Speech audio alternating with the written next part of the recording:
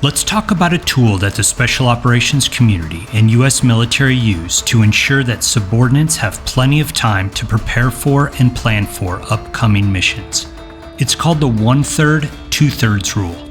Let's take a look at what the 1/3, 2/3 rule is, how it integrates into the military planning process and training methodology, and then I'll give you a military and a business example.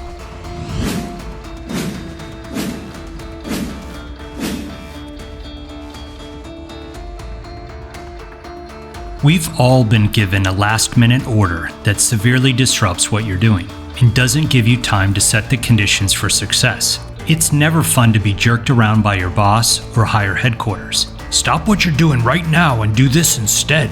Stop what you're doing and go there now. It's always nice to give people a heads up, to be proactive, not reactive. And this is why we have the 1/3, 2/3 rule. The 1/3, 2/3 rule is all about time management. When you're planning or preparing for something, you need to take 1/3 of the time available to make your plan and prepare. But you should give your subordinate 2/3 of the available time to make their plan. All too often, a headquarters, civilian or military, will spend so much time planning that they never give their subordinates enough time to react to the plan. Frequently, the higher headquarters wants to make their plan perfect, and so they publish the 95% solution in the very last minute rather than the 85% solution a week earlier. The military decision-making process has 7 steps. During the first step, which we call Receive the Mission, the planning staff notifies their subordinates that they just received a mission and they issue initial guidance in what is called a warning order or a warno. We just published a video about the importance of a warning order and its many business and personal applications. One of the key components of the warno is the timeline, and a good military planning staff will use the 1/3, 2/3 rule to set their subordinates up for success. As we discussed in our video Training Methodology, PTREXAR is an effective tool that the Special Operations community uses to train and develop any skill, competence, or mindset. PTREXAR stands for Plan, Train, Rehearse, Execute, Analyze, and Repeat. In the developmental and training context, if a higher headquarters doesn't use the 1/3, 2/3 rule, a Special Operations team will never have time to plan, train, rehearse, execute, analyze, and repeat.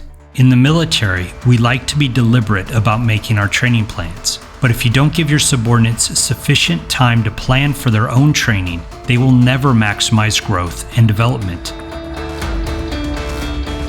The easiest way to illustrate the use of the 1/3, 2/3 rule is during combat operations. Imagine that intel says that a bad guy is going to be on the objective 3 days from now. A bad headquarters will take 2 or even 2.5 of the 3 days available before they finally issue the order to the subordinate unit that will execute the mission. But a good headquarters will issue a warning order to the Special Operations team doing the mission within 1 hour of receiving the intelligence report about the bad guy being on the objective. This will allow headquarters staff and the Special Operations team to do simultaneous or concurrent planning.